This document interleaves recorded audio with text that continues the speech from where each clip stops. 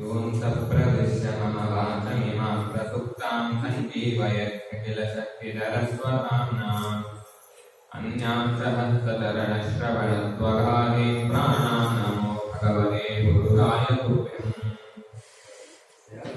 ಯೋ ವಿಪ್ರಲಂಬ ವಿಪರೀತಮತಿ ಪ್ರಭೂತಾಪಾದಾನಿರಚ್ಯಕೃತವಾನ್ ದುರಿತಸ್ವಭಾವಂ ಸರ್ವೇಶ್ವರೋ ಹರಿರಿತಿ ಪ್ರತಿಪಾದಯಂತಂ ಆನಂದಗೀತಂ ನಿವರ್ಯಮಾಂ ನಮಾಮಿ.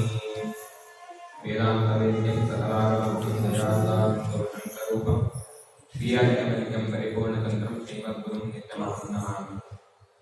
ಪೂಜ್ಯಾಯ ರಾಘವೇಂದ್ರಾಯ ಸತ್ಯಧರ್ಮರತಾಯ ಭಜತಾಂ ಕಲ್ಪವೃಕ್ಷಾಯ ನತಾಂ ಕಾಮಧೇನಂ ಶ್ರೀ ಶಾಂಕವೇನ ವತ್ಸೆ ಯತಿಧರ್ಮರತಾಯ ಮಾಧವಾಯ ಸರ್ವೇ ನಮೋ ವೈರಾಗ್ಯಸಾಯ ಶ್ರೀ ವಿಹರಿರಾಜದೇವ ಸದ್ಗುರು ತಪಸ್ವಾಧ್ಯಾಯ ಪೂಜಾರಮ್ಯ ವಿಶ್ವೇಶಂ ಮುಂದೆ ಪರಿಪ್ರಾರ್ಥಿಸಬಹುದು. ನಾರಾಯಣಾಯ ಪರಿಪೂರ್ಣಗುಣಾರ್ಣವಾಯ ವಿಶ್ವೋದಯ ಸ್ಥಿತಿಲಯೋನಿಧಿಪ್ರದಾಯ ಜ್ಞಾನಪ್ರದಾಯ ವಿಭೂತಾಸುರಸೌಖ್ಯ ದುಃಖ ಸತ್ಕಾರಣಾಯ ವಿದದಾಯ ನಮೋ ನಮಸ್ತೆ. ಅಧ್ಯಕಥಾನುವಾದದಲ್ಲಿ ಕಿಂಚಿತ್ ಪೂರ್ವಕಥಾನುವಾದ. ನಿನ್ನೆ ದಿನ ವಿಶೇಷವಾಗಿ ದೇವರಿಗೆ ನನ್ನ ಸಾಷ್ಟಾಂಗ ಪ್ರಣಾಮಗಳನ್ನು ಸಲ್ಲಿಸುತ್ತಾ ಅವರ ಅರ್ಪಣೆ ಮೇರೆಗೆ ಮತ್ತೆ ಪುನಃ ಆರಂಭವನ್ನು ಮಾಡ್ತೇನೆ. ಅಧ್ಯಕಥಾನುವಾದದಲ್ಲಿ ಕಿಂಚಿತ್ ಪೂರ್ವಕಥಾನುವಾದ ಏನು ಅಂತಂದ್ರೆ, ನಿನ್ನೆ ದಿನ 1ನೇ ಅಧ್ಯಾಯದಲ್ಲಿ ಆಚಾರ್ಯರು ನಿರ್ಣಯವನ್ನ ಎಲ್ಲ ಶಾಸ್ತ್ರಗಳಿಗೆ ಮತ್ತು ತಾರತಮ್ಯಗಳಿಗೆ ಮತ್ತು ಭಗವಂತನ ರೂಪಗಳನ್ನು ಯಾವುದರಿಂದ ತಿಳಿಯಬೇಕು, ಯಾವುದರಿಂದ ತಿಳಿಯಬಾರದು, ಎಂಥದ್ದು ಭಗವತ್ ರೂಪಗಳು ಅಂತ ತಿಳಿಸಿದರು. ಇಲ್ಲಿ ಆಚಾರ್ಯರು ಮತ್ತೆ 2ನೇ ಅಧ್ಯಾಯವನ್ನ ಅಂದ್ರೆ ತಮ್ಮ ವಾಕ್ಯಗಳಿಗೆ ಆ ಸಾಮರ್ಥ್ಯವನ್ನು ನೀಡುತ್ತಾ ಇದ್ದಾರೆ. ಅಲ್ಲಿಯೂ ಕೂಡ ಆರಂಭದಲ್ಲಿ ಮತ್ತೆ ಮಂಗಳಾಚರಣೆಯನ್ನು ಮಾಡ್ತಾ ಇದ್ದಾರೆ. ಏನಂದ್ರೆ ಜಯ ಹರೇ ಚಿಂತ್ಯ ಸರ್ವದೈವೈಕವಂತ್ಯಃ ಪರಮ ಗುರುರವೇಶಾವಾಪಿತ ಸಜ್ಜನಾನ ನಿಖಿಲ ಗುಣಗಣಾರ್ಣೋ ನಿತ್ಯ ನಿರ್ಮುಕ್ತ ದೋಷಃ ಸರಸಿಜನೇನೋ ಶ್ರೀಪತೇರ್ಮಾನಧೂನಃ. ವಿಶೇಷವಾಗಿ ಏನು ಅಂದ್ರೆ ಆಚಾರ್ಯರು ಮತ್ತೆ ಯಾಕೆ ಮಂಗಳಾಚರಣೆಯನ್ನು ಮಾಡ್ತಾ ಇದ್ದಾರೆ? ಮೊದಲಿಗೆ ಆರಂಭದಲ್ಲಿ ಮಾಡಿದ್ರಲ್ಲ ಅಂತಂದ್ರೆ ವಿಶೇಷವಾಗಿ ಆಚಾರ್ಯರು ನಮಗೆ ತೋಚಿಕೊಡುವುದಕ್ಕೋಸ್ಕರ, ಇವತ್ತೆಲ್ಲ ಹಿರಿಯರ ಜ್ಞಾನಿಗಳಾಗಲಿ ಅಂದ್ರೆ ಭಗವತ್ ರೂಪಗಳನ್ನಾಗಲಿ ಯಾವುದೇ ಒಂದು ಅವತಾರಗಳಾಗ್ತಾ ಇದೆ, ಏನಾದ್ರು ತೋರಿಸಿಕೊಡ್ತಾ ಇದೆ ಅಂದ್ರೆ ಅದು ನಮಗೇನು ಸೂಚಕವಾಗಿರ್ತಕ್ಕಂಥದ್ದು ಅಂದ್ರೆ ಅದು ಮುಂದೆ ನಾವು ಹೇಗಿರಬೇಕು, ಏನನ್ನ ಆರಾಧನೆ ಮಾಡಬೇಕು ಅನ್ನೋದನ್ನ ತೋರಿಸಿಕೊಡ್ತಕ್ಕಂಥ ಕೆಲಸವನ್ನ ಮಾಡುತ್ತಿರ್ತಾರೆ. ಹಾಗಾಗಿ ಆಚಾರ್ಯರು ವಿಶೇಷವಾಗಿ ಇಲ್ಲಿ ಮುಂದೆ ನಾವೇನ್ ಮಾಡಿದ್ವಿ ಎಲ್ಲಾ ಕಾರ್ಯಗಳಲ್ಲಿ ಕೂಡ ವಿಶೇಷವಾಗಿ ಮಂಗಳಾಚರಣೆಯನ್ನು ಮಾಡಿ ಭಗವತ್, ಯಾಕೆಂದ್ರೆ ನಮಗೆ ವಿಘ್ನಗಳು ಎಷ್ಟು ಅಂತ ತೋರಿಸೋದಿಲ್ಲ, ಗೊತ್ತಾಗುದಿಲ್ಲ. ನಾವೇನೋ ಅನ್ಕೊಂಡಿರ್ತೀವಿ ಇಲ್ಲ ಇದಕ್ಕೇನು ವಿಘ್ನ ಆಗುದಿಲ್ಲ, ಆದರೂ ಕೂಡ ಇದು ಭಗವತ್ ಕಾರ್ಯ ಕೂಡ ಅವರು ಮಂಗಳಾಚರಣೆ ಮಾಡ್ತಾ ಇದ್ದಾರಂತ ನಮ್ಮ ಕೆಲಸಗಳಿಗೆ ನಾವೆಷ್ಟು ಮಂಗಳಾಚರಣೆಯನ್ನು ಮಾಡಬೇಕು ಅಂದ್ರೆ ಭಗವಂತನ ಆರಂಭದಲ್ಲಿ ಎಷ್ಟು ರೂಪಗಳನ್ನು ಸ್ಮರಣೆ ಮಾಡಬೇಕು ಅನ್ನೋ ತೋರಿಸೋದಕ್ಕೋಸ್ಕರ ಇಲ್ಲಿ ವಿಶೇಷವಾಗಿ ಭಗವಂತನನ್ನ, ಪೂರ್ಣನಾಗಿರ್ತಕ್ಕಂತಹ ಭಗವಂತನನ್ನ ವರ್ಣನೆ ಮಾಡಬೇಕಾದ್ರೆ ನಿಖಿಲ ಗುಣಗುಣಾರ್ಣೋ ಅಂತ ಹೇಳಿದ್ರು. ಇಲ್ಲಿ ಅರ್ಣ ಅಂದ್ರೆ ಅರ್ಥ ಏನು ಅಂತ ಆಚಾರ್ಯರು ವಿಶೇಷವಾಗಿ ಹೇಳ್ತಾ ಇದ್ದಾರೆ. ಅರ್ಣ ಅಂದ್ರೆ ಏನಂತ ತಿಳ್ಕೊಳ್ಬೇಕು ಅಂದ್ರೆ ಇಲ್ಲಿ ಅರ್ಣ ಅನ್ನೋದಕ್ಕೆ ನೀರು, ನ ಅನ್ನೋದಕ್ಕೆ ಅದನ್ನ ಆಶ್ರಯಿಸಿಕೊಂಡಿರ್ತಕ್ಕಂಥವು. ಮತ್ತೆ ಇನ್ನೊಂದು ಅರ್ಥವನ್ನು ಹೇಳ್ತಾರೆ. ಏನು ಅಂದ್ರೆ ಅರ್ಣ ಅಂದ್ರೆ ದೋಷವನ್ನಾಗಲಿ ಪಾಪಗಳನ್ನಾಗಲಿ, ನ ಅಂದ್ರೆ ಕಳೆಯುವನು ಅಂತ, ಅರ್ಣ ಅಂತಂದ್ರೆ ದೋಷಗಳನ್ನ ಕಳೆಯುವನು. ನೋಡಿ, ಎರಡೇಳ ಸಂಸ್ಕೃತದ ನಾವು ಯಾಕೆ ಇವತ್ತು ನಾವು ಸಂಸ್ಕೃತವನ್ನ ಕಲಿಬೇಕು, ಸಂಸ್ಕೃತ ವಾಕ್ಯಗಳನ್ನ ತಿಳ್ಕೊಳ್ಬೇಕು ಅಂತಂದ್ರೆ ಸಾಕಷ್ಟು ವಿಷಯಗಳನ್ನ ಚಿಕ್ಕದಾಗಿ ಅರ್ಥವನ್ನ ಮಾಡಿಸ್ತಕ್ಕಂಥದ್ದು ಸಂಸ್ಕೃತ ವಾಕ್ಯಗಳು. ಸಮಯಕ್ಕೆ ಬೇಕಾದಾಗ ಹೇಗೆ ಬೇಕಾದ್ರೂ ಕೇಳಬಹುದು, ಆ ರೀತಿಯಾದ ಸಾಮರ್ಥ್ಯ ಇರ್ತಕ್ಕಂಥ ಸಂಸ್ಕೃತಕ್ಕೆ ಬಂದ ಅದೆಲ್ಲ ನಾವು ಸಾಧಾರಣ ಇವತ್ತು ನಮ್ಮ ಪುಸ್ತಕದಲ್ಲಿರ್ತಕ್ಕಂಥ ಒಂದು ವಾಕ್ಯ ನನಗೆ ಗೊತ್ತಿದೆ. ತಾತ ಅಂದ್ರೆ ನಮಗೆ ಗೊತ್ತಾಗುತ್ತೆ, ತಂದೆ ಅಂದ್ರೆ ತಾತ ತಾತ ತಾತ. ಕೆಲವೊಂದು ಕಡೆ ತಾತನ ತಂದೆಯನ್ನು ಕೂಡ ತಾತ ಅಂದಿದೆ ಸಂಸ್ಕೃತವಾಗಿ, ಅಂದ್ರೆ ಅದು ಸಮಯಾರ್ಥಕ ಪದ ಅಂತ. ನಾವು ಯಾರ ತಂದೆ ಇದ್ರೆ ತಂದೆ, ಇಲ್ಲ ಅಜ್ಜ ಇದ್ರೆ ಅವನಿಗೆ ತಾತ ಅಂತ ಗೊತ್ತಾಗಬೇಕಂದ್ರೆ ದಾಸರ ಪದ್ಯದಲ್ಲಿ ಹೇಳಿದ್ದಾರೆ. ಯಾಕೆ ಬಾಗಿಲ್ಲ ಆಕೆ ಭೋಗೇಶ್ವರಿ ವಾಣಿ ಅನ್ನೋ ವಾದಿರಾಜರ ಪದ್ಯದಲ್ಲಿ ವಿಶೇಷವಾಗಿ ಅಲ್ಲಿ ಭಗವತ್ ರೂಪವನ್ನ ಅಂದ್ರೆ ಪರಶುರಾಮ ದೇವರ ವರ್ಣನೆಯನ್ನು ಮಾಡಬೇಕಾದ್ರೆ ಅಲ್ಲಿ ಭಗವಂತ ನಾನು ಪರಶುರಾಮನ ಅವತಾರ ಅಂತ ವರ್ಣನೆ ಮಾಡೋದು. ಅಲ್ಲಿ ಲಕ್ಷ್ಮೀದೇವಿ ಹೇಳೋದು ಏನಂದ್ರೆ ತಾತನ ಮಾತಿಗೆ ಅಂದ್ರೆ ತಡೆಬಡೆಯಿಲ್ಲದೆ ಮಾತೆಯನ್ನು ಶಿರವನ್ನು ಛೇದ ಮಾಡಿದವನು ನೀನು ಅಂತ. ಅಂದ್ರೆ ತಾತನ ಮಾತಿಗೆ ಅಂತ ಹೇಳಿ ತಾತ ಅಂದ್ರೆ ತಂದೆ ಅಂತ. ಅಂದ್ರೆ ವಾಕ್ಯಗಳು ಒಂದೇ ಆಗಿದ್ರು ಅರ್ಥವನ್ನು 100 ಕೊಡ್ತಕ್ಕಂಥದ್ದು ಸಂಸ್ಕೃತ ಒಂದೇ. ನಾವು ಇವತ್ತೆಲ್ಲ ಬೇರೆ ಭಾಷೆಗಳಿಗೆ ಮೋಹಕವಾಗಿ ಅನ್ಯ ಭಾಷೆಗಳನ್ನ ಕೇಳ್ತಾ ಇರೋದು ನಮ್ಮ ಭಾಷೆ ಆಗಿರ್ತಕ್ಕಂಥ ಸಂಸ್ಕೃತವನ್ನು ಬಿಟ್ಟು ಹೋಗ್ತಾ ಇದೆ. ಅದನ್ನ ಆದಷ್ಟು ನಮ್ಮ ಜೀವನದಲ್ಲಿ ರೂಢಿಸಿಕೊಳ್ಬೇಕು. ಅದು ನಮಗೆ ಬಹಳ ಮುಖ್ಯವಾಗಿರ್ತಕ್ಕಂಥದ್ದು ಅಂತ. ಮತ್ತೆ ನಂತರದಲ್ಲಿ ಮಂಗಳಾಚರಣೆ ಆದ ನಂತರ ಆಚಾರ್ಯ ತಗೊಳ್ತಕ್ಕಂಥ ಮೊಟ್ಟ ಮೊದಲ ವಿಷಯ ಯಾವುದು ಅಂದ್ರೆ ಆ ಪ್ರಕ್ಷೇಪ ಅಂತ. ಅಂದ್ರೆ ಪ್ರಕ್ಷೇಪ ಅಂದ್ರೆ ಏನಂದ್ರೆ ನಮ್ಮ ವಾಕ್ಯಗಳ ಮಧ್ಯೆ ವಿರೋಧ ತರ್ತಕ್ಕಂಥದ್ದು. ಅಂದ್ರೆ ನಾವು ಇವತ್ತೇನೋ ಒಂದು ಹೇಳಿರ್ತೇವೆ, ಅದಕ್ಕೆ 108 ಅರ್ಥಗಳನ್ನ ಹೇಳ್ತಾರೆ. ಯಾವುದೋ ಒಂದು ವಾಕ್ಯ ಇದಕ್ಕೆ 108 ಅರ್ಥ, ಇದೇ ವಾಕ್ಯ ಇದಕ್ಕೆ 108 ಅರ್ಥ, ಇದು ಯಾವುದು ಸರಿ, ಈ ರೀತಿಯ ಪ್ರಕ್ಷೇಪವನ್ನು ಬರ್ತಕ್ಕಂಥದ್ದು. ಅದನ್ನ ಆಚಾರ್ಯ ನಿರ್ಣಯದಲ್ಲಿ ಹೇಳಬೇಕಾದ್ರೆ ಏನ್ ಹೇಳ್ತಾ ಇದೆ ಅಂದ್ರೆ ಅನುತ್ಸನ್ನಾಪಿ ಗ್ರಂಥ ವ್ಯಾಕುಲ ಇತಿ ಸರ್ವಶಃ ಉತ್ಸನ್ನ ರಾಶಯ ಸರ್ವೇ ಕೋಟ್ಯಾಂಶೋ ಅಭಿನವರ್ತದೆ ಅಂತ. ಅಂದ್ರೆ ಇವತ್ತು ನಾವು ರಾಮಾಯಣವಾಗಿ ಮಹಾಭಾರತವಾಗಿ ನೋಡ್ತಾ ಇದ್ದೇವೆ. ಇದರಲ್ಲಿ ಎಷ್ಟು ಶ್ಲೋಕಗಳಿತ್ತು, ನಮಗೆ ಎಷ್ಟು ಶ್ಲೋಕಗಳು ಸಿಗುತ್ತೆ, ನಿಜವಾಗಲೂ ಎಷ್ಟು ಶ್ಲೋಕಗಳನ್ನು ಒಳಗೊಂಡಿತ್ತು ಅಂತ ಹೇಳಿ ಆಚಾರ್ಯ ನಿರ್ಣಯದಲ್ಲಿ ತಿಳಿಸ್ತಾರೆ. 100 ಕೋಟಿ ಶ್ಲೋಕಗಳನ್ನ ಮೂಲ ರಾಮಾಯಣ ಹೊಂದಿದ್ದಾನೆ. ಮತ್ತೆ 60 ಕೋಟಿ ಶ್ಲೋಕಗಳನ್ನ ಪಂಚರಾತ್ರ ಆಗಮಗಳು ಹೊಂದಿದ್ದಾನೆ.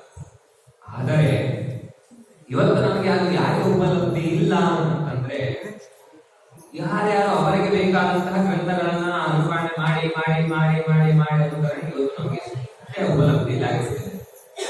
ಅದು ಇವತ್ತು ಹಾಗೆ ನಾವು ಇವತ್ತು ಓದಬೇಕಾದ್ರೂ ಕೂಡ ಯಾವುದೇ ಗ್ರಂಥವನ್ನ ಅಧ್ಯಯನ ಮಾಡಬೇಕಾದ್ರೆ ಏನ್ ಮಾಡ್ಬೇಕು ನಾವು ಅಂತಂದ್ರೆ ವಿಸ್ತಾರವಾಗಿರ್ತಕ್ಕಂಥ ಗ್ರಂಥವನ್ನ ಆರಿಸಿಕೊಳ್ಬೇಕು. ಹಾಗೆ ಅಂತಂದ್ರೆ ನಾವು ಇಷ್ಟು ದೊಡ್ಡ ಗ್ರಂಥವನ್ನ ಆರಿಸಿಕೊಂಡ್ರೆ ವಿಷಯ ಆಗಬೇಕಾದ್ರೆ ಅಲ್ಪವಾಗಿರುತ್ತೆ, ಅಲ್ಪ ಗ್ರಂಥವನ್ನ ಆರಿಸಿಕೊಂಡ್ರೆ ಇನ್ನೂ ಅಲ್ಪ ಆಗುತ್ತೆ. ಹಾಗಾಗಿ ಗ್ರಂಥಗಳನ್ನ ಆರಿಸಿಕೊಳ್ಬೇಕಾದ್ರೆ ವಿಶೇಷವಾಗಿರ್ತಕ್ಕಂತಹ ವಿಸ್ತಾರವಾಗಿರ್ತಕ್ಕಂಥ ಗ್ರಂಥಗಳನ್ನು ಹೊರಟಾಗ ನಮಗೆ ಅಲ್ಲಿರ್ತಕ್ಕಂಥ ಜ್ಞಾನ ಅನ್ನೋದು ಬರುತ್ತೆ. ಇದನ್ನ ಈ ರೀತಿ ಆಗಲಿಕ್ಕೆ ಕಾರಣ ಏನು ಅಂತ ಕೇಳಿದಾಗ ಒಂದು ಕಡೆ ಒಬ್ಬ ಗುರುಗಳು ಹೇಳಬೇಕಾದ್ರೆ ಹೇಳ್ತಾರೆ ಏನು ಅಂತಂದ್ರೆ ಹಿಂದಿನ ಕಾಲಕ್ಕೆ ಗ್ರಂಥಗಳು ಎಲ್ಲರಿಗೂ ಉಪಲಬ್ಧಿ ಆಗ್ತಾ ಹೋಗ್ತಾ ಇರುತ್ತೆ. ಯಾಕಂದ್ರೆ ಇವತ್ತು ಕೆಲವೊಂದನ್ನ ಕೆಲವೊಬ್ಬರು ಮಾತ್ರ ಓದಬೇಕು, ಇವರೇ ಅಧಿಕಾರಿಗಳು ಅಂತಿರ್ತಾರೆ. ಅವರನ್ನು ಬಿಟ್ಟು ಎಲ್ಲರಿಗೂ ಉಪಲಬ್ಧಿ ಆಗುವ ಕಾರಣಕ್ಕೆ ಏನ್ ಮಾಡಿದ್ರು ಅಂದ್ರೆ ಅವರು ಆ ಗ್ರಂಥಗಳನ್ನ ಮುಚ್ಚಿಡ್ತಾ ಬಂತು. ನಂತರ ಏನಾಯ್ತು, ಈಗಿನ ಕಾಲಕ್ಕೆ ಅವು ಯಾವುವು ಹೊರಗಡೆ ಬರೀತಾನೆ ಇಲ್ಲ. ಬರಬೇಕಾದ್ರೆ ಸಾಕಷ್ಟು ಕಷ್ಟ ಇದೆ. ಯಾಕೆ ಅಂತಂದ್ರೆ ನಾವು ತಿಳಿದಂತಹ ಕೆಲವೊಂದು ವಾಕ್ಯಗಳಿಗೆ ಬೇರೆ ಒಂದು ಪ್ರಮಾಣವನ್ನು ಆಗಿನ ಕಾಲದವರು ತಿಳಿದು ಹೇಳಬೇಕಂದ್ರೆ ಅದು ನಮಗೆ ಬಹಳ ಕಷ್ಟ.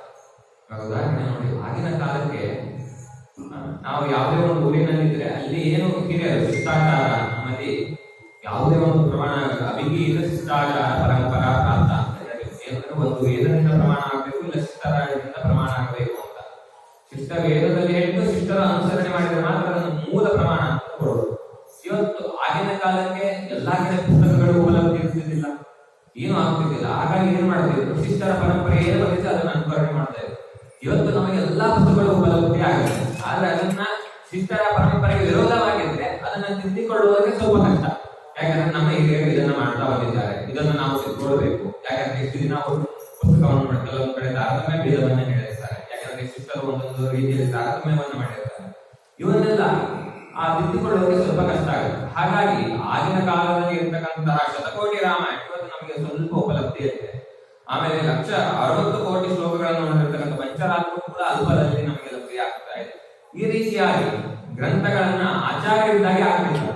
ಅಂದ್ರೆ ಮಧ್ವಾಚಾರ್ಯರಿದ್ದಾಗ ಆಗಿನ ಕಾಲದಲ್ಲೇ ಅದನ್ನ ಏನ್ ಮಾಡಿದ್ರು ಅವರು ಅಂತಂದ್ರೆ ದೇಶೇ ದೇಶ ಯಥಾ ಗ್ರಂಥಾನ್ ದೃಷ್ಟ್ವಾಚೈವ ಪೃಥಾಕ್ವಿಧಾನ್ ಯಥಾ ಚ ಭಗವಾನ್ ವ್ಯಾಸಃ ಸಾಕ್ಷಾತ್ ನಾರಾಯಣ ಪ್ರಭುಃ ಜಗದ ಭಾರತೇಷು ತಥಾ ವಕ್ಷೇ ತದಕ್ಷಯ ಸಂಕ್ಷೇಪ ಸರ್ವಶಾಸ್ತ್ರಂ ಭಾರತಾನುಸಾರಃ.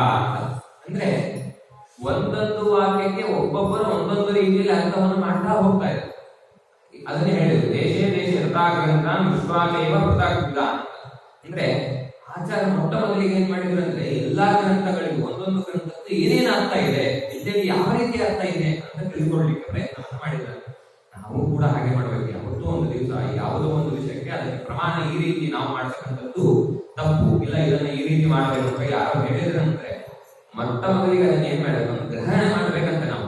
ಯಾಕೆಂದ್ರೆ ಅದನ್ನ ಗ್ರಹಣೆ ಮಾಡಿ ತಿಳಿದವರ ಹತ್ರ ಚರ್ಚೆ ಮಾಡಿಬಿಟ್ಟು ನಾವು ಮಾಡಿದ್ದು ಸರಿಯೋ ಅಥವಾ ಅವರು ಹೇಳ್ತಕ್ಕಂತಹ ವಾಕ್ಯಗಳು ಸರಿಯೋ ಯಾವುದು ಸರಿ ಅಂತ ಚರ್ಚೆಗೆ ಮಾಡಿ ನಂತರದಲ್ಲಿ ಅದರಲ್ಲಿಂದ ಬರ್ತಕ್ಕಂಥ ಯಾವುದೋ ಒಂದು ಪ್ರಮಾಣವನ್ನ, ಅಂದ್ರೆ ನಾವು ಇಷ್ಟು ದಿನ ಆಚರಣೆ ಮಾಡಿಕೊಂಡು ಬಂದಂತಹ ಪ್ರಮಾಣವಾಗಿ ಅಥವಾ ಶಿಷ್ಟರು ಮೊದಲಿಂದ ಮಾಡ್ತಾ ಬಂದಂತಹದ್ದೇ ಆಗಲಿ ಯಾವುದು ಪ್ರಮಾಣವಾಗಿರುತ್ತೋ ಅದನ್ನ ಜೀವನದಲ್ಲಿ ರೂಢಿಸಿಕೊಳ್ಳಬೇಕು ಅಂತ ಇರೋದು. ನಾವೇನು ಮಾಡ್ತೇವೆ ಅಂದ್ರೆ ಒಂದು ಉದಾಹರಣೆಯನ್ನು ಹೇಳಿದಾಗ ನಮಗೆ ಅದು ಅನುಕೂಲವಾಗದಿದ್ರೆ ಅದನ್ನ ಅಲ್ಲಿಗೆ ಬಿಟ್ಬಿಡ್ತೇವೆ. ಹಾಗೆ ಮಾಡುವುದಲ್ಲ. ಗ್ರಂಥ ಏನು ಹೇಳುತ್ತೆ, ದೇಶೀಯ ತಥಾ ಗ್ರಂಥ ವಿಶ್ವಾಸೇವ ಹೃದಾಗಿಲ್ಲ ಯಥಾಚ ಭಗವಾನ್ ವ್ಯಾಸ ಸಾಕ್ಷಾತ್ ನಾರಾಯಣ ಪ್ರಭು ಅಂತ. ಅಂದ್ರೆ ನಂತರದಲ್ಲಿ ಏನು ಮಾಡಿದ್ರೆ ಆಚಾರ್ಯರು ಮತ್ತೊಮ್ಮೆ ಆ ಬದರಿ ಯಾತ್ರೆಯನ್ನ ಮಾಡಿದ್ರು. ಅಲ್ಲಿ ವೇದವ್ಯಾಸರ ಬಳಿ ಅವರು ಯಾರು ವೇದವ್ಯಾಸರ ಸಾಕ್ಷಾತ್ ನಾರಾಯಣ ಭಗವಂತನ ಒಂದು ರೂಪವೇ ವೇದವ್ಯಾಸರ ರೂಪ. ಹೋಗಿ ಅಲ್ಲಿ ಭಗವಂತನ ನಮಸ್ಕಾರ ಮಾಡ್ತಾರೆ. ಆಗ ಹೇಳ್ತಾರೆ ಜಗದಾ ಭಾರತ ದೇಶ ದತ್ತಾವಕ್ಷೆ ತದಕ್ಷಯ. ಆಗ ವ್ಯಾಸರು ಅಂದ್ರೆ ಭಗವಂತ ಮಧ್ವಾಚಾರ್ಯರಿಗೆ ಹೇಳ್ತಾರಂತೆ ಏನು ಅಂದ್ರೆ ಆ ವೇದಗಳ ಪುರಾಣಗಳಿಗಾಗಲಿ ವೇದಗಳಿಗಾಗಿ ನಿಜವಾದ ಅಂದ್ರೆ ಸೂಕ್ಷ್ಮವಾಗಿ ಅಲ್ಪವಾಗಿ ಎಲ್ಲಾ ಜನರಿಗೂ ತಿಳಿಯುವ ರೀತಿಯಲ್ಲಿ ನಿಜವಾದ ಅರ್ಥವನ್ನು ಅಂದ್ರೆ ಸತ್ತಾದ ಅರ್ಥವನ್ನು ನೀನು ಗ್ರಹಣೆ ಮಾಡುವಂತೆ ಮುಂದೆ ಪ್ರಚಲಿಕೆಯನ್ನು ಮಾಡುವಂತ ಹೇಳಿ ಅನುಗ್ರಹವನ್ನು ಮಾಡ್ತಾರೆ. ನಂತರದಲ್ಲಿ ಆಚಾರ್ಯರು ಅದನ್ನ ಹಾಗೆ ಭಾರತಕ್ಕಾಗಲಿ ರಾಮಾಯಣಕ್ಕಾಗಲಿ ಮತ್ತೆ ವೇದಗಳಿಗಾಗಲಿ ಮತ್ತೆ ಸೂತ್ರಗಳಿಗಾಗಲಿ ಅದನ್ನ ಆಚಾರ್ಯ ಮುಂದೆ ಬರ್ತಾ ಬರ್ತಾ ಅದನ್ನ ನಿರ್ಣಯಾತ್ಮಕವಾಗಿ ಕೊಡ್ತಾ ಬಂತು ಅಂತ ಅಲ್ಲ, ಎಲ್ಲ ಮಾಡಿದ್ದಾರೆ ಹೌದು ಆಚಾರ್ಯ. ಈ ಭಾರತ ಭಾರತ ಭಾರತ ಅಂತ ಹೇಳ್ತಾ ಇದ್ದಾರೆ. ಈ ಭಾರತದಲ್ಲಿ ಇರ್ತಕ್ಕಂಥದ್ದೇನು, ಭಾರತದ ಮಹಾಭಾರತದ ಮಹಿಮೆ ಏನು ಬೇಕಲ್ವಾ? ನಾವು ಇವತ್ತೆಲ್ಲ ಕಡೆ ನಾವು ಹೇಳಬೇಕಾದ್ರೆ ಮಹಾಭಾರತ ಅಂತದ್ದು ಅಷ್ಟು ದೊಡ್ಡದಾಗಿರ್ತಕ್ಕಂಥ ಗ್ರಂಥ ಅಂತ ಹೇಳ್ಬೇಕು. ಅದನ್ನ ಹೇಳ್ತಾರೆ ನಿರ್ಣಯ ಸರ್ವಶಾಸ್ತ್ರ ಭಾರತಂ ಪರಿಕೀರ್ತಿತಂ ಭಾರತಂ ಸರ್ವವೇದಾಶ್ಚ ತುಲಮಾರೋಪಿತ ಪುರ ಅಂತಂದ್ರೆ ನಿರ್ಣಯ ಸರ್ವಶಾಸ್ತ್ರಾಣ ಅಂದ್ರೆ ಎಲ್ಲಾ ಶಾಸ್ತ್ರಗಳ ನಿರ್ಣಯದಲ್ಲಿ ಭಾರತ ಪರಿಕೀರ್ತಿತ. ಮುಖ್ಯವಾಗಿ ಮಹಾಭಾರತವನ್ನ ನಾವು ಇಟ್ಕೊಳ್ಬೇಕಂತ. ಯಾಕೆಂದ್ರೆ ಅದರಲ್ಲಿ ಭಾರತ ಸರ್ವವೇದಾಂಶ ಎಲ್ಲಾ ವೇದಗಳಲ್ಲಿ ಹೇಳಿರ್ತಕ್ಕಂಥದ್ದಾಗಲಿ ಅಥವಾ ಗ್ರಂಥಗಳಲ್ಲಿ ಹೇಳಿರ್ತಕ್ಕಂಥದ್ದಾಗಲಿ ಅದನ್ನೆಲ್ಲವೂ ಕೂಡ ಮಹಾಭಾರತದಲ್ಲಿ ಆ ವೇದವ್ಯಾಸರು ತುಂಬಿಟ್ಟಿದ್ದಾರೆ ಅನ್ನೋ ಒಂದು ಕಾರಣಕ್ಕೋಸ್ಕರ ಆ ವಿಶೇಷವಾಗಿ ಅದನ್ನ ರೂಢಿಸಿಕೊಳ್ಬೇಕು ಅಂತ. ಯಾಕೆ ಅಂತಂದ್ರೆ ಒಂದು ಸಮಯದಲ್ಲಿ ಎಲ್ಲಾ ಗ್ರಂಥಗಳನ್ನ ಓದುತ್ತ ಕಡೆಯಲ್ಲಿ ಮಹಾಭಾರತವನ್ನು ಓದುತ್ತ ಕಡೆಯಲ್ಲಿ ಆಗಿದ್ರೆ ಮಹಾಭಾರತವೇ ಬಹಳ ಭಾರವಾಗಿರುತ್ತಂತೆ. ಅದನ್ನೇ ನಿರ್ಣಯವನ್ನು ಕೊಡ್ತಾರೆ. ನಿರ್ಣಯ ಸರ್ವಶಾಸ್ತ್ರಾಣ ಭಾರತ ಪರಿಕೀರ್ತಿತ ಅಂತ. ಅಂದ್ರೆ ಎಲ್ಲಾ ಶಾಸ್ತ್ರಗಳಕ್ಕಿಂತನೂ ಕೂಡ ಮಹಾಭಾರತ ಬಹಳ ವಜ್ರವಾಗಿತ್ತು. ಅಂದ್ರೆ ಬಹಳ ತೂಕವಾಗಿತ್ತು ಅಂತಂದ್ರೆ ಏನು, ಪುಸ್ತಕ ತೂಕವಾಗಿತ್ತು ಅಂತಲ್ಲ, ಅದರಲ್ಲಿ ಇರ್ತಕ್ಕಂಥ ಜ್ಞಾನ ತೂಕವಾಗಿತ್ತು ಅಂತ. ಎಲ್ಲಾ ಗ್ರಂಥಗಳನ್ನು ಇರೋದಕ್ಕಿಂತ ಮಹಾಭಾರತದಲ್ಲಿ ಶ್ಲೋಕ ಜಾಸ್ತಿ ಇತ್ತು, ಪುಸ್ತಕ ಜಾಸ್ತಿ ಇತ್ತು, ಹಾಗಾಗಿ ಅದು ತೂಕವಾಗಿಲ್ಲ. ಅದರಲ್ಲಿ ಇರ್ತಕ್ಕಂತಹ ನಿರ್ಣಯ ಅಂದ್ರೆ ವಿಷಯಗಳು ಮಹಾಭಾರತದಲ್ಲಿ ಹೆಚ್ಚಾಯಿತು, ಅದರಿಂದ ಅದರ ತೂಕ ಮೇಲೆ ಬಂತು. ಯಾವ ರೀತಿಯಲ್ಲಿ ವೇದಕ್ಕೆ ಸಮಾನವಾಗಿಲ್ಲ ಅದನ್ನ ಹೇಳ್ತಾರೆ. ಮಹತ್ವ ಭಾರತಾನ್ವಾಚ ಮಹಾಭಾರತ ಮುಚ್ಚನೆ ಅಂತ. ಇದು ಮಹಾಭಾರತ ಅನ್ನೋದು ಹೆಸರಿಗೆ ಯೋಗ್ಯವಾಗಿರತಕ್ಕಂಥದ್ದೇ ಆಗಿದೆ ಅಂತ. ಯಾಕೆ ಅಂತಂದ್ರೆ ಏನ್ ಹೇಳ್ತಾ ಇದೆ, ಮಹಾಭಾರತ ಎಂಬಲ್ಲಿ ಮಹತ್ ಅಂದ್ರೆ ದೊಡ್ಡದು ಅಂತ. ದೊಡ್ಡದಾಗಿರ್ತಕ್ಕಂಥದ್ದು ಯಾವುದು ಭಾರತ. ಹಾಗಾಗಿ ಏನಾಗಿದೆ, ಮಹಾಭಾರತವಾಗಿದೆ. ನೋಡಿ ಎಷ್ಟು ಚಂದ ಅಲ್ಲ. ಹೆಸರಿಗೆ ತಕ್ಕಂತೆ ಗ್ರಂಥಗಳನ್ನ ರಚನೆ ಮಾಡುವುದಾಗಲಿ, ಆ ಗ್ರಂಥಕ್ಕೆ ಆ ಹೆಸರನ್ನು ಇಡೋದಾಗಲಿ, ಅದೆಲ್ಲ ನಮ್ಮಿಂದ ಸಾಧ್ಯ ಇಲ್ಲ. ಅದು ಹಿರಿಯರಲ್ಲಿ ಆ ಒಂದು ಜ್ಞಾನ ಇತ್ತಲ್ಲ, ನಾವು ಇವತ್ತು ಏನೇ ಮಾಡಿದ್ರು ಏನೇ ಪಡೆದ್ರು ಅದು ನಮ್ಮಿಂದ ಸಾಧ್ಯವೇ. ಹಾಗಾಗಿ ಮಹಾಭಾರತವನ್ನು ಯಾಕೆ ಮಹತ್ತಾಗಿರ್ತಕ್ಕಂಥ ಗ್ರಂಥ ಹೇಳ್ತಾರೆ ಅಂದ್ರೆ ಅಲ್ಲಿ ಇರೋದೇ ಹಾಗೆ ಮಹಾಭಾರತ. ಮಹತ್ತಾಗಿ ಅಂದ್ರೆ ಬಹಳ ದೊಡ್ಡದಾಗಿರ್ತಕ್ಕಂಥದ್ದು, ಮಹತ್ತರವಾಗಿರ್ತಕ್ಕಂಥದ್ದು, ಜ್ಞಾನವನ್ನ ಕೊಡ್ತಕ್ಕಂಥದ್ದು ಯಾವುದು ಮಹಾಭಾರತವಾಗಿದೆ. ಹಾಗಾಗಿ ಅದು ನಿರ್ಣಯಾತ್ಮಕ ಅಂತ. ಮುಂದೆ ಅದನ್ನೇ ಹೇಳ್ತಾರೆ, ನಿರ್ಣಯ ಸರ್ವಶಾಸ್ತ್ರಾಣ ಚತುಷ್ಟಾಂತೋ ಹಿ ಭಾರತ ಅಂತ. ಯಾಕೆಂದ್ರೆ ಯಾವುದೇ ಒಂದು ಗ್ರಂಥವನ್ನ ತಗೊಳ್ಳಿ, ಏನೇ ತಗೊಳ್ಳಿ, ಅದನ್ನಲ್ಲಿ ಬರ್ತಕ್ಕಂತಹ ವಿಷಯ ಮಹಾಭಾರತದ ಸದೃಷ್ಟಾಂತವಾಗಿ ದೃಷ್ಟಾಂತ ಸಮೇತವಾಗಿ ವರ್ಣನೆ ಮಾಡಿದ್ದಾರೆ. ಇದು ಮಹಾಭಾರತವನ್ನು ನಾವು ಶ್ರವಣ ಮಾಡುವುದಾಗಲಿ ಅಥವಾ ಅಧ್ಯಯನ ಮಾಡುವುದಾಗಲಿ ಮಾಡಿದಾಗ ಏನಾಗುತ್ತೆ ಅಂದ್ರೆ ನಮ್ಮ ಎಲ್ಲಾ ಶಾಸ್ತ್ರಗಳಾಗಲಿ ಅಥವಾ ಭಗವದ್ ರೂಪಗಳ ವಿಶೇಷ ಚಿಂತನೆಯ ಅವನ ಅವತಾರಗಳ ಅವನ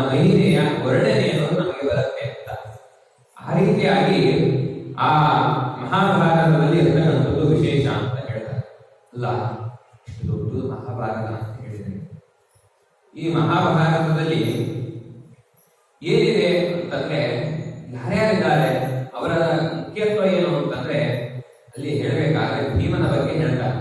ಏನಂತಂದ್ರೆ ಭೀಮ ಎಲ್ಲರಿಗಿಂತ ಅಧಿಕ ಪ್ರಿಯ ಅಂತ ಭಗವಂತ. ಯಾಕೆ ಭೀಮಸೇನ ದೇವರು ಪ್ರಿಯ ಅಂತಂದ್ರೆ ಅದನ್ನೇ ಆಚಾರ್ಯ ಹೇಳ್ತಾರೆ. ಬ್ರಹ್ಮಾದಿಕಶ್ಚ ದೇವೇಭ್ಯ ಶೇಷ ರುದ್ರಾದ ಪಿತಾ ಪಿತರಃ ಪ್ರಿಯಶ್ಚ ವಿಷ್ಣು ಸರ್ವೇಭ್ಯ ಇತಿ ಭೀಮ ನಿದರ್ಶನ ಅಂತ. ಯಾರ್ಯಾರಿಗಿಂತ ಅಂತಂದ್ರೆ ಶೇಷ ರುದ್ರ ಇವರಿಗೆಲ್ಲರಿಗಿಂತಲೂ ಕೂಡ ಭೀಮಸೇನ ದೇವರು ಬಹಳ ದೊಡ್ಡವರು. ಹಾಗೆ ಅಂತಂದ್ರೆ ಪ್ರಿಯಶ್ಚ ವಿಷ್ಣು ಸರ್ವೇಭ್ಯ ಅಂತ ವಿಶೇಷವಾಗಿ ಆ ವಿಷ್ಣು ಅಂತಂದ್ರೆ ಭಗವಂತನಿಗೆ ಮುಖ್ಯ ಪ್ರಿಯರಾದವರು ಅಂತ. ಅದನ್ನೇ ದಾಸರು ವರ್ಣನೆ ಮಾಡಬೇಕಾದ್ರೆ ಹೇಳ್ತಾರೆ. ಏನು ಅಂತಂದ್ರೆ ಆ ಹನುಮನ ಮತವೇ ಹರಿಯಾಮತವು ಅಂತ ದಾಸರು ಹನುಮನ ಮತವೇ ಹರಿಯಾಮತವು ಅಲ್ಲಿ ಹೇಳ್ಬೇಕಾದ್ರೆ ಏನ್ ಹೇಳ್ತಾರೆ ಅಂತಂದ್ರೆ ಹನುಮ ಬಲಿದರೆ ಸುಗ್ರೀವ ಗೆದ್ದ, ಹನುಮ ಮುನಿದರೆ ವಾಯು ಸೋತ ಅಂತ. ಇಲ್ಲಿ ನೋಡಿ, ಹಾಗೆ ನಾವು ಇವತ್ತು ಮಹಾಭಾರತ ಆಗ್ಲಿ ರಾಮಾಯಣ ಆಗ್ಲಿ ಇವತ್ತು ಸುಗ್ರೀವ ಗೆದ್ದ ಅಂತ ಯಾಕೆ ಗೆದ್ದ? ಹನುಮಂತ ದೇವರ ಸಂಘವನ್ನ ಮಾಡಿದ. ಮಹಾಭಾರತದಲ್ಲಿ ಪಾಂಡವರು ಯಾಕೆ ಗೆದ್ರು? ಅಲ್ಲಿ ಭೀಮಸೇನ ದೇವರಿಗಿತ್ತು. ಹಾಗಾಗಿ ಅಲ್ಲಿ ಭೀಮ ಭಗವಂತನಿಗೆ ಪ್ರಿಯನಾಗಿದ್ದ, ಹಾಗಾಗಿ ಪಾಂಡವರು ಗೆದ್ರು ಅಂತ ಹೇಳ್ತಾರೆ. ಅದರಿಂದ ನಮಗೇನು ತೋರಿಸುತ್ತೆ, ನಮಗೇನು ತೋರಿಸ್ತಾ ಇದೆ? ಇದರಿಂದ ನಾವೇನು ತಿಳ್ಕೊಳ್ಬೇಕು ಅಂದ್ರೆ ನಾವು ಗೆಲ್ಲಬೇಕಾದ್ರೆ ಏನ್ ಮಾಡ್ಬೇಕು? ಸಜ್ಜನರ ಸಂಘವನ್ನ ಮಾಡಬೇಕು. ಮೊಟ್ಟ ಮೊದಲಿಗೆ ಸಜ್ಜನರ ಸಂಘವನ್ನ ಬಿಟ್ಟು ಯಾರೋ ದುರ್ಜನರ ಸಂಘವನ್ನ ಮಾಡಿ ಅವರನ್ನ ಏನಾದ್ರೂ ನಾವು ಆ ದುರ್ಜನರಿಂದ ದುರ್ಘಟನೆಗೆ ಒಳಗಾದರೆ ಭಗವಂತ ನಮ್ಮನ್ನು ಉದ್ಧಾರ ಮಾಡುವುದಿಲ್ಲ. ಮತ್ತೆ ಭಗವಂತ ನಮ್ಮನ್ನು ಉದ್ಧಾರ ಮಾಡಬೇಕಾದ್ರೆ ಏನು ಮಾಡ್ಬೇಕಂದ್ರೆ ಮೊಟ್ಟ ಮೊದಲಿಗೆ ಸಜ್ಜನರ ಸಂಘವನ್ನ ಮಾಡಬೇಕು. ಆಗ ಮಾತ್ರ ಭಗವಂತ ನಮ್ಮನ್ನು ಉದ್ಧಾರ ಮಾಡಲಿಕ್ಕೆ ಸಾಧ್ಯ ಅಲ್ಲ. ಈ ರೀತಿಯಾಗಿ ಭಗವಂತನ ವರ್ಣನೆ ಮಾಡ್ತಾ ಇದ್ದೇವೆ. ಭೀಮಸೇನ ದೇವರು ಪ್ರಿಯ ಅಂತ ಹೇಳಿದ್ರು ಅಲ್ಲ. ಇಷ್ಟೆಲ್ಲ ವರ್ಣನೆ ಮಾಡ್ತಾ ಇದ್ದಾರೆ. ಈ ಪುರುಷರಾಗಬೇಕಾದ್ರೆ ಏನ್ ಹೇಳಬೇಕು? ಪುರುಷರಲ್ಲಿ ಬಲವನ್ನು ತಿಳಿಬೇಕಾದ್ರೆ ಏನನ್ನು ನೋಡಿ ತಿಳ್ಕೊಳ್ಬೇಕು? ಪುರುಷರಾಗಬೇಕಾದ್ರೆ ಎಂತಹ ಪುರುಷರಿಂದ ಬಲವನ್ನ ತಿಳ್ಕೊಳ್ಬೇಕು ಅಂತಂದ್ರೆ ಅದನ್ನೇ ಹೇಳ್ತಾರೆ. ಪುರುಷರನ್ನ ಯೋಗ್ಯತೆಯನ್ನು ಹೇಳಬೇಕು. ಒಬ್ಬನು ದೊಡ್ಡ ಜ್ಞಾನಿ ಅಂತ ತಿಳ್ಕೊಳ್ಬೇಕು. ಇವನು ದೊಡ್ಡ ಜ್ಞಾನಿ ಅಂತ ಆಗ್ಬೇಕಾದ್ರೆ ಏನಿರಬೇಕು ಅಂತಂದ್ರೆ ಆಚಾರ್ಯ ಹೇಳ್ತಕ್ಕಂಥದ್ದು ಬಲಂ ನೈಸರ್ಗಿಕಂ ಕೇಚಿತ್ ವಿರಾಶಾಸ್ತ್ರೇ ತದಾಸ್ತನ ಅನ್ಯವೇಷಾಂ ನಿಮಿತ್ತಂ ಚ ಬಲಮಾನ್ಯಾತ್ಮಕಂ ಹಿತದು ಅಂತ. ಅಂದ್ರೆ ಬಲ ಯಾರಲ್ಲಿ ಅತಿಯಾಗಿರೋದು ಹೆಚ್ಚಾಗಿರೋದು ಅವನು ಜ್ಞಾನದಲ್ಲಿ ಶ್ರೇಷ್ಠ.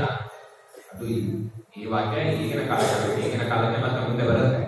ಇದು ದೇವತೆಗಳಿಗೆ ಅಂತ. ಯಾವ ದೇವತೆಗಳಲ್ಲಿ ಬಲ ಹೆಚ್ಚಿರುತ್ತೋ ಅವರು ಜ್ಞಾನದಲ್ಲಿ ಶ್ರೇಷ್ಠ ಅಂತ. ಇದಕ್ಕೆ ಒಂದು ಬಹಳ ದೃಷ್ಟಾಂತ ಅಂತಂದ್ರೆ ನಮಗೆ ಅರ್ಥ ಆಗಬೇಕು. ಶ್ರೀನಿವಾಸ ಕಲ್ಯಾಣದಲ್ಲಿ ಬರುತ್ತೆ, ಎಲ್ಲರೂ ಕೇಳಿರ್ತಾರೆ. ಶೇಷಾಚಲ ಪರ್ವತ ಅಂತ ಬರಬೇಕಾದ್ರೆ ಏನಾಯ್ತು ಅಂತಂದಾಗ ಅಲ್ಲಿ ಶ್ರೀನಿವಾಸ ಕಲ್ಯಾಣದಲ್ಲಿ ಶೇಷದೇವರು ಮನೆಯ ಭಾರಪಾಲಕರಾಗಿ ನಿಂತಿರ್ತಾರೆ. ಮುಖ್ಯ ಪ್ರಾಣದೇವರು ಬರ್ತಾರೆ. ಬಂದಾಗ ನಾನು ಒಳಗಡೆ ಹೋಗಬೇಕು ಬಿಡು ಅಂತ ಹೇಳಿದಾಗ ಇಲ್ಲ ನಾನು ಬಿಡೋದಿಲ್ಲ, ಇದು ನನ್ನ ಭಗವಂತನ ಆಜ್ಞಾ ಅಂತಾಗ ಅಲ್ಲಿ ಒಂದು ವಿವಾದ ಆಗುತ್ತೆ. ಬಹಳಷ್ಟು ವಿಷಯ ಇದೆ. ಆ ವಿವಾದ ಆದ ಮೇಲೆ ಭಗವಂತ ಮೊಟ್ಟ ಮೊದಲಿಗೆ ಹೊರಗೆ ಬರ್ತಾನೆ. ಏನೋ ಜಗಳ ಆಗ್ತಾ ಇದೆ ಹೊರಗಡೆ, ನೋಡಬೇಕು ಅಂತ ಬಂದಾಗ ಅಲ್ಲಿ ಭಗವಂತ ಶೇಷದೇವರ ಮುಖ್ಯ ಪ್ರಾಣದೇವರ ಇಬ್ಬರ ಮಾತನ್ನ ಕೇಳಿ ನಂತರ ಭಗವಂತ ಹೇಳ್ತಾನಂತೆ, ಏನು ಯಾರು ನನಗೆ ಪ್ರಿಯರು, ಯಾರು ಶ್ರೇಷ್ಠರಂತೆ ಹೇಗೆ ಗೊತ್ತಾಗಬೇಕು ಅಂತಂದ್ರೆ ಯಾರಲ್ಲಿ ಬಲ ಜಾಸ್ತಿ ಇದೆನೋ ಅವನೇ ಶ್ರೇಷ್ಠ ಅಂತ ಆಗ್ಲಿ. ಆಗ ಶೇಷದೇವರು ಪರ್ವತವನ್ನ ಹಪ್ಪಿಕೊಂಡಿದ್ದಾಗ ಮುಖ್ಯ ಪ್ರಾಣದೇವರು ತಮ್ಮ ಕಿರುಬೆರಳಿಂದಲೇ ಸ್ಪರ್ಶ ಮಾಡ್ತಾರೆ. ಅದು ಇಲ್ಲಿಗೆ ಹಾರವನ್ನು ಕೂಡಿದ್ದೇವೆ ಶೇಷಾಚಲ ಪರ್ವತ ಅಂತ. ಅದನ್ನು ಏನು ತಿಳಿಸುತ್ತೇವೆ? ಹರಿಸ್ವರೂಪವು ವಾಯುದೇವರು, ಜೀವನದಲ್ಲಿ ಉತ್ತಮನಾದವರು ಶ್ರೇಷ್ಠನಾದವರು ಯಾರು? ವಾಯುದೇವರೇ. ಭಗವಂತನಿಗೆ ಪ್ರಿಯನಾದವರು ವಾಯುದೇವರೇ, ಅವರನ್ನು ಬಿಟ್ಟು ಬೇರೆ ಯಾರೂ ಇಲ್ಲ.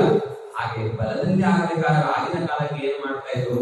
ಯಾರಲ್ಲಿ ಬಲ ಹೆಚ್ಚಿರುತ್ತೋ ಅವರೇ ಜ್ಞಾನಿಗಳಾಗಿರ್ತದೆ. ಯಾಕೆ ಅಂದ್ರೆ ಆಗಿನ ಕಾಲದಲ್ಲಿ ಏನೇ ಬೇಕಾದ್ರೂ ಮಂತ್ರಗಳನ್ನ ಹೇಳಿ ಅಲ್ಲಿ ಏನಾದ್ರು ಗಿಡ ಬೆಳಿಬೇಕಾ ಮಂತ್ರವನ್ನು ಹೇಳಿ ಅಲ್ಲಿ ಪ್ರೋಕ್ಷಣೆ ಮಾಡಿದ್ರೆ ಗಿಡ ಬೆಳಿಬೇಕು. ಇಲ್ಲ ಅಲ್ಲಿ ಏನಾದ್ರು ಒಂದು ನದಿ ಆಗಬೇಕು, ಇಲ್ಲ ಒಂದು ಸರೋವರ ಆಗಬೇಕು, ಮಂತ್ರವನ್ನು ಹೇಳಿ ಪ್ರೋಕ್ಷಣೆ ಮಾಡಿ ಹಾಗಾದ್ರೆ ಅಲ್ಲಿ ನದಿ ಸರೋವರ ಆಗೋದು. ಅಂದ್ರೆ ಅವರಲ್ಲಿ ಅಷ್ಟು ತಪಶಕ್ತಿ ಇತ್ತು. ಹಾಗಾಗಿ ಯಾರಲ್ಲಿ ಬಲ ಜಾಸ್ತಿ ಇರುತ್ತೋ ಅವರು ಜ್ಞಾನಿಗಳು ಅಂತ ಹೇಳ್ತಾ ಇದ್ರು. ಈಗಿನ ಕಾಲದಲ್ಲಿ ಅದು ಯಾರಿಗೆ ಗೊತ್ತಾಗತ್ತೆ? ಬಲದಲ್ಲಿ ಹೆಚ್ಚಾದವನು ಜ್ಞಾನದಲ್ಲಿಯೂ ಶ್ರೇಷ್ಠ ಅಂತ ಯಾವಾಗ ತೋರಿಸೋದು? ಅದು ಯಾರಿಗೆ ತೋರಿಸೋದು ಅಂತ ಬೇಕಲ್ಲ. ಇವಾಗ ಯಾರ್ಯಾರೋ ಇರ್ತಾರೆ ಬಲದಲ್ಲಿ ಶ್ರೇಷ್ಠ ಇದೆ, ಅದು ನಮಗೂ ಗೊತ್ತಾಗುತ್ತಾ ಅಂತಂದ್ರೆ ಅದಕ್ಕೆ ನಿರ್ಣಯ ಕೊಡ್ತಾ ಇದೆ. ಜ್ಞಾನಾದಯೋ ಗುಣ ಯಸ್ಮಾತ್ ಜ್ಞಾನಯಂತೆ ಸೂಕ್ಷ್ಮ ದೃಷ್ಟವಿಹಿ ಅಂತ.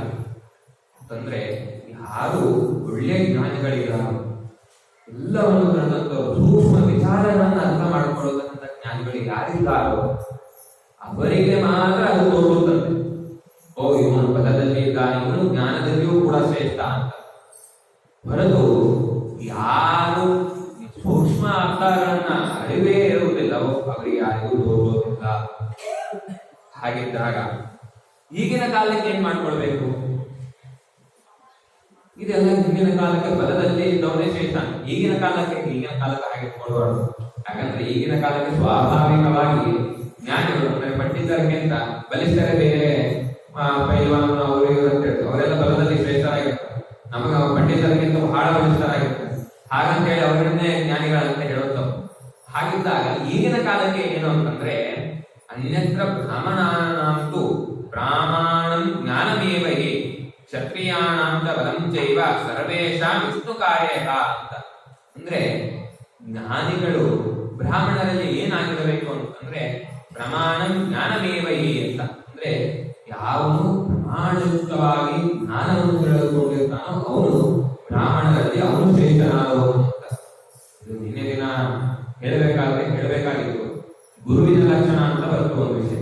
ಅಲ್ಲಿಯೂ ಕೂಡ ಹೇಳಬೇಕಾದ್ರೆ ಹೇಳ್ತಾರೆ, ನಿಜವಾದ ಗುರುಗಳು ಯಾರು ಅಂತಂದ್ರೆ ಯಾರ ಸಂಶಯವನ್ನ ಪರಿಹಾರ ಮಾಡ್ತಾನೋ. ಅಂದ್ರೆ ಇವಾಗ ಒಬ್ಬ ಭಕ್ತ ಬಂದು ಅವನಲ್ಲಿ ಇರ್ತಕ್ಕಂಥ ಸಂಶಯವನ್ನ ಗುರುಗಳಲ್ಲಿ ಇಟ್ಟಾಗ ಅದನ್ನ ಶಾಸ್ತ್ರೋಕ್ತವಾಗಿ, ಅಂದ್ರೆ ನಮಗೇನೋ ತೋರಿಸುತ್ತೋ ಅದನ್ನೇ ಹೇಳೋದಲ್ಲ, ಶಾಸ್ತ್ರಕ್ಕೆ ಸಮ್ಮತವಾಗಿರ್ತಕ್ಕಂತಹ ರೀತಿಯಲ್ಲಿ ಹೇಳಿ ಆ ಸಂಶಯವನ್ನ ಯಾರು ಪರಿಹಾರ ಮಾಡ್ತಾನೋ ಅವನು ನಿಜವಾದ ಗುರು ಅಂತ ಹೇಳೋದು. ಹಾಗೆ ಅಂತವನನ್ನ ಗುರು ಅಂತ ಹೇಳ್ಬೇಕು. ಅಂದ್ರೆ ಇಲ್ಲಿ ಶ್ರೇಷ್ಠನಾದವನು ಬ್ರಾಹ್ಮಣ ಅಂತವನು ಎಂತವನಾಗ್ತಾನೆ ಅಂದ್ರೆ ಪ್ರಮಾಣ ಜ್ಞಾನವೇ ಪ್ರಮಾಣಯುಕ್ತವಾಗಿ ಯಾರು ತಿಳಿದುಕೊಂಡು ಜ್ಞಾನವನ್ನ ಪ್ರಸಾರ ಮಾಡ್ತಾನೋ ಅವನು ಶ್ರೇಷ್ಠನಾದವನು.